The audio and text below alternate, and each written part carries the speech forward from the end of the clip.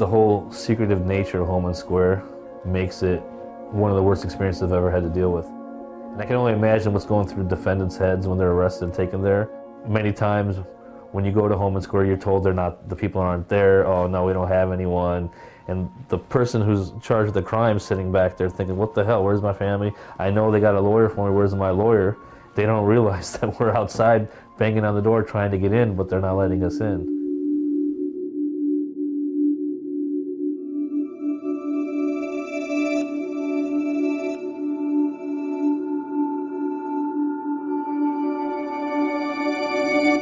Homan Square doesn't have a front door. Homan Square is nothing but a gigantic converted warehouse with inconspicuous doors all over and no front place to even enter. There's no driveway, there's no parking lot, there's nothing.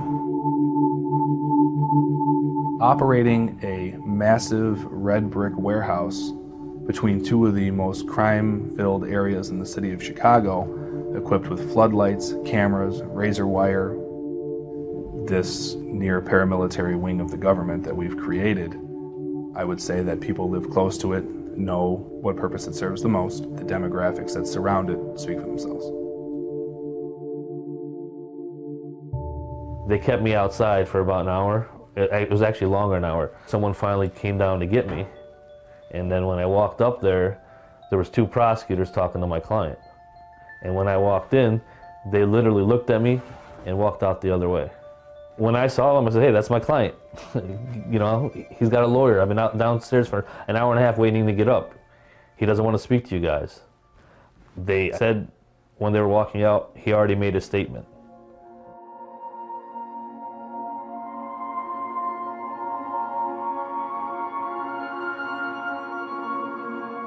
It's very important for people charged with crimes or recently arrested to have a lawyer present, because if they don't, a lot of times they're going to confess to crimes they didn't commit.